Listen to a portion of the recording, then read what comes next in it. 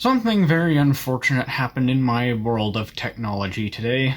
My phone slipped out of my pocket onto a very, very hard surface, and my telephoto lens, which I'm looking at right now and trying not to cry, has been destroyed.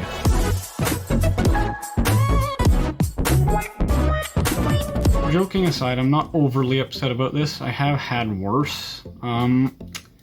But yeah, my telephoto lens is shattered into a million pieces. The lens, not the camera, just the lens. So this should be a half-decently easy repair, fingers crossed. I did actually order a replacement part, and I will be turning my Galaxy S10, which is a black model, into a blue model. So this will be pretty neat, hopefully.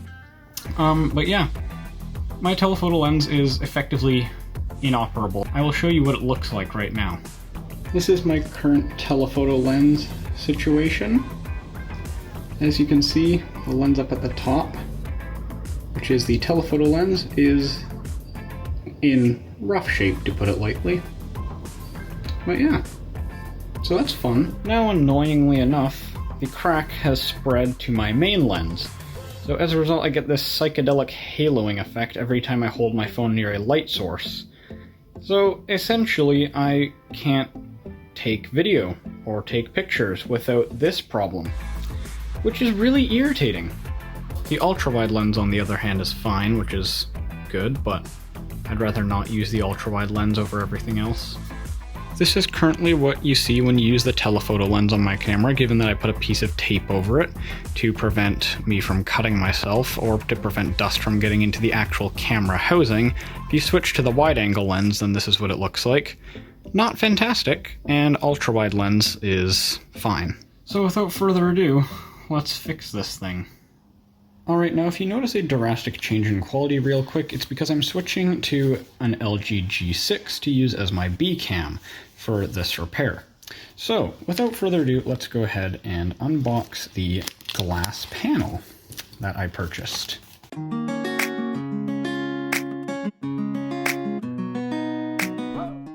Glass Screen Pro Plus Premium Tempered, they say. This is not a screen though.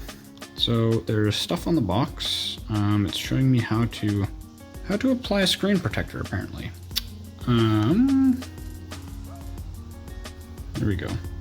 Preparation: clean screen using wet whip cloth by remove dust and contaminants. Peel off first protective layer attached with label step 1. Carefully place screen protector on the screen to complete the installation process. Wow, that's cool. Okay, nice grammar. I'm really hoping this is not a screen protector because I didn't order a screen protector. I ordered a rear glass panel, and sure enough, here it is. As you can see, S10 on the back. If I carefully take this out of its box, it looks absolutely stunning, and my phone is going to be blue. So this is pretty cool. Alright, let's get started. For this repair, I needed 3 things: tools, a heat gun, and patience. For tools, I used the iFixit Essential Electronics Toolkit, which initially cost me about $50 when I purchased it last year, link for which is down in the description if you'd like to get your hands on one. To begin the repair process, I began by powering off my phone and placing it face down on a soft surface. You should always power off your devices before attempting any sort of repair on it, regardless whether you think it's hazardous or not. Electricity can be a dangerous thing. Human stupidity can be equally as dangerous. On the topic of human stupidity, I decided on using a paper towel as the soft surface to place my phone on.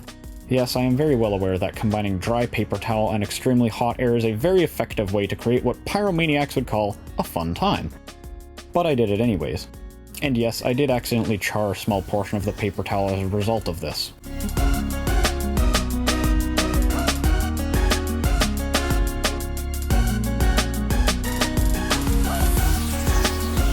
About 4.5 gigabytes of 4K video later, I finally got the original rear glass assembly off of my phone. In one piece. How about that?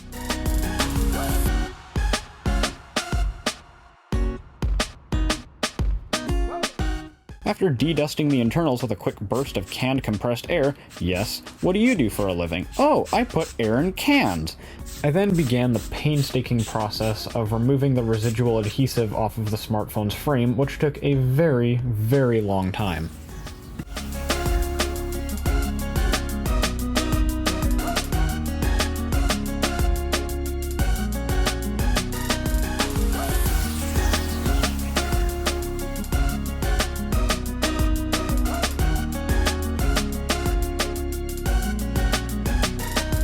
I then took a a cotton swab, which I had saturated with isopropyl alcohol and rubbed around the edges of the device to clean the areas where the adhesive securing the rear glass in place used to reside.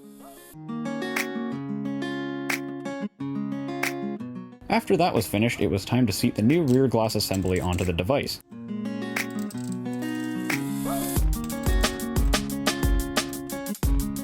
This proved to be very tedious, as I was trying not to botch the whole operation on camera only to suffer the fate of being called a fraud by a bunch of 11-year-olds on YouTube.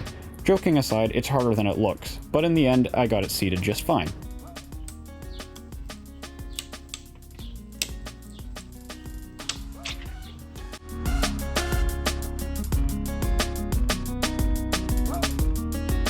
Overall, this was actually a fun repair project, and now I get to bathe in the satisfaction of having repaired my own device. Anyways, I hope you enjoyed today's video. If you did, give it a thumbs up. If you didn't, then I really don't care. Anyways, thank you for watching, and I will see you all in the next video. Which probably won't be up for another 3 months.